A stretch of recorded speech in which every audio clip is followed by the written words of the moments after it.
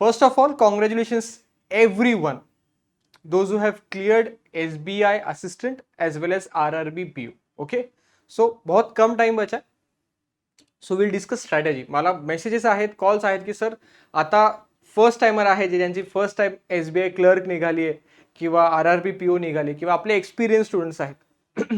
तो sir strategy के बारे में बात करेंगे. मतलब स्ट्रॅटेजी तो सिंपल है कि जो तुमचा क्वेश्चनचा फॉर्मॅट आहे नेहमी जो आपण ठेवतो की यार पहिले बेसिक कंप्लीट कर लो और फिर उसके बाद आप डिफिकल्ट पे चले जाओ. Will talk about RRB PO first. Okay,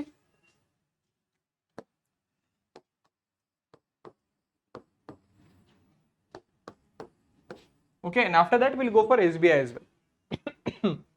For RRB PO you have 40 questions. हाँ, और कंपोजिट टाइम है ना, 50 मार्क्स पकड़ के चल सकते हो.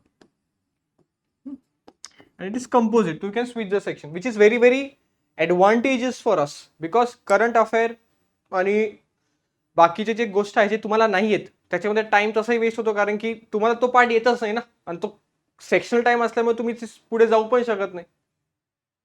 सो तुम्ही स्विच करू शकता. तो सबसे बड़ा एडवांटेज है कि आपके पास ये 40 क्वेश्चंस है.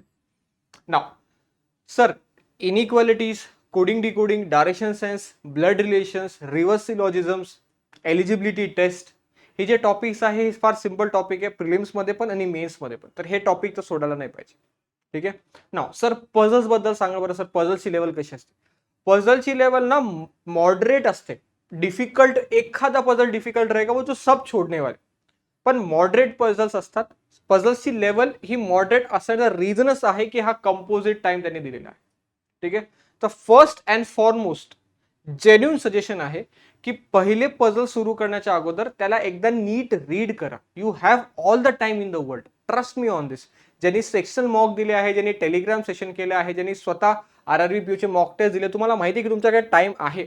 फक्त प्रेशरमध्ये जर तुम्ही चेक केला ना, जर प्रेशर नसेल तुमचे 5 ते 10 मार्क तसेही वाढतात. वो एक रिझन आहे आपका. तो पॉइंट इथे आहे की जे RRB PO मेन्स देणारे 25 तारखेला तुम्ही एक सिंपल काम करा की जो कोणता तुम्ही पझल अटेम्प्ट करताय त्याचा गिवन डेटा केअरफुली रीड करताय, कारण की 50% पझल तिथेच डोक्यामध्ये क्लिक होतो की हे बैठने वाला है नहीं बैठने वाला. ठीक है. And the second, one of the most important point regarding puzzles is make sure you are writing down the given data very very carefully. A is 2 floors above B, ऐसा बोल दिया. A is 2 floors above B. Above और below की condition बोली, कौन सा correct है comment में लिख के बता दो. फर्स्ट वाला बरोबर होता का, सेकंड वाला बरोबर होता? तर इथे जे कॉमन मिस्टेक आहे ना, हे एक्झाम मध्ये गिवन डेटा मध्ये लिहिण्यामध्ये होते. और फिर वो गिवन डेटा लिखने के बाद पझलला बघायचं पण नाही, त्या गिवन डेटावरच पझल सॉल्व करायचं.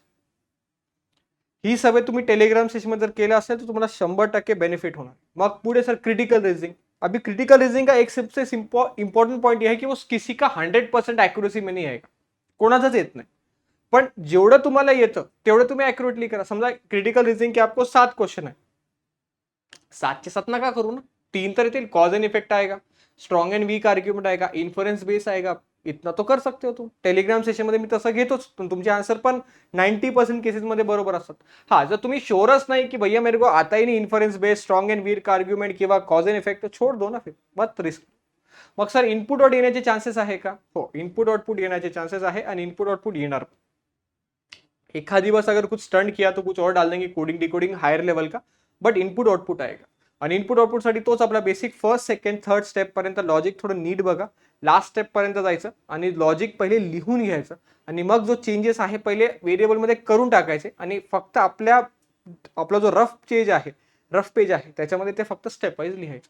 आणि it will take time, it will take around 6 to 7 minute. Sir एकदम पूरी दुनिया के स्टंट मत बताओ कि सर 3 मिनट में होगा, 4 मिनट. वो टाइम लेने ही वाला है क्योंकि वो इनपुट आउटपुट है और एक स्टेप गलत हुई ना आगे की सारे स्टेप्स गलत होंगे. तो first and foremost suggestion, maintain accuracy, first point. Second, जो कोणता पार्ट तुम्हाला पहिले येतो ना तर लवकर आवरून टाक. मिसलेनियस पार्ट तुमको आएगा. पझल्स एक इझी येणार आहे, तो पण तुम्हाला येईल आणि तुमचे अटेम्प्ट 100% जेन्युइनली 20+ राहणार आहे, हे मी गॅरंटी देऊ शकतो. कारण की जर तुम्ही प्रिलिम्स क्लिअर करू शकता मतलब लेवल है तुम्हारे. ठीक आहे ना. So this was all about your RRB PO. Last minute मध्ये LR पासून तर मी हे सांगू शकतो की तुम्ही मॅक्झिमम टाइम याच्यामध्ये स्पेंड केलं तर तुमची ॲक्युरेसी 100% राहील. ये वाला पार्ट याद रखो, ठीक है। And with this all the very best for your exam. Make sure that you are not under pressure. और जैसा पजल के वक्त मैं हर बार एक लाइन लिखता हूँ, तुमको याद है ना, टेलीग्राम सेशन जब हम शुरू करते तब मैं एक लाइन लिखता हूँ, अगर वो लाइन तुमको पता है ना, तो एक्झाम जब सुरू करोगे ना, तर ती लाईन जी आहे ना ती डोक्यामध्ये फक्त रिमेंबर कर। ओके, चलो, hope to see you soon. Yes, all the very best, thank you. Welcome to the second part of this video. Those who have cleared SBI clerk, जिनका जिनका एसबीआई जूनियर एसोसिएट बोलेंगे, okay, जिनका clear हो गया, ठीक है। Cut off थोड़ा expectation से थोड़ा हाई लगा, but yes, congratulations those who have cleared this. Okay, now sir पेपरची स्ट्रॅटेजी काय पाहिजे, क्योंकि अभी टाइम तो एक वीक का पकड़ के चलो, उतना टाइम बचा है आपका। हाँ, फ्राइडे को है ना शायद 1 अक्टूबर, और 1 अक्टूबर को पता है आपको क्या है, तो 1 अक्टूबर को आपका पेपर है, ये तो आपको पता है ऑलरेडी। नाउ सर एलआर सारी स्ट्रॅटेजी काय पाहिजे, एसबीआई क्लर्कचा पेपर कसा असतो sir? So you have around 50 questions and you have around 60 minutes. And let me tell you this, SBI clerk, RRB PO, IBPS clerk, all these means level paper are not that difficult as compared to SBI and IBPS. Sir ये तो हमको पहले से पता है, yes, पण तुम्ही डोक्यामध्ये ना जे मॉक टेस्ट देऊन तुमच्या माकडे येतात ना की सर स्कोर नहीं बढ़ रहा, एक्यूरेसी नहीं आ रही, सर क्या करना चाहिए, लास्ट अटेम्प्ट है, ये जो पूरा ऐसा प्रेशर वाला फील है ना, ते साइडला ठेवायचा एग्जाम देताना। एग्जाम देते वक्त सिर्फ एक ही काम करने का, वो क्वेश्चन आया मैंने सॉल्व किया, वो आया नहीं आया तो आगे का क्वेश्चन खत्म, इसके आगे सोचना ही, ठीक है। सो पहिली स्ट्रॅटेजी काय यूज करायची, एसबीआई क्लर्क साठी ना माझं एक जेन्युइन सजेशन एक असणार आहे की तुम्ही ना पहिले पूर्ण पेपर बघून घ्या। आरआरबी में कैसा कंपोजिट टाइम है तो अपन स्विच कर सकते हो, इतना टाइम नहीं जाएगा तुम्हारा, ठीक है। इसमें कैसा सेक्शनल टाइम है, तो पहले ना 2-4 मिनट ना पूरा पेपर स्टार्ट टू एंड देख लो, एलआर का क्या है। दोन ऍडव्हान्टेज आहे त्याचे, एक तुम्हाला समजेल की ओव्हरऑल पेपरची लेवल कशी आहे, तुम्ही तेवढे मॉक टेस्ट दिले आहेत, तुमची टेलिग्राम सेशनची तेवढी लेवल झाली आहे, तुम्ही स्वतः पण प्रिपेअर केला तेवढी मेहनती, इसलिए तो तुम्हारी प्रीलिम्स निकली ना।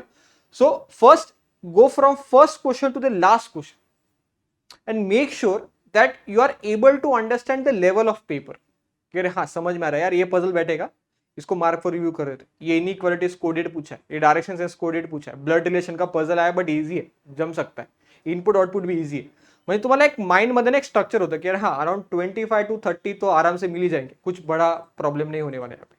तर मग फोकस करा कि यार बचे हुए टाइम में ना हा जो पार्ट आहे आपला, हा जो मार्किंग सिस्टम है अपना, कि यार अपने को पता है अपने को 25 तो मिलने ही वाले, तर हा 25 पैकी 25 ला अटेम्प्ट कर, मग रिस्क नका घेऊ।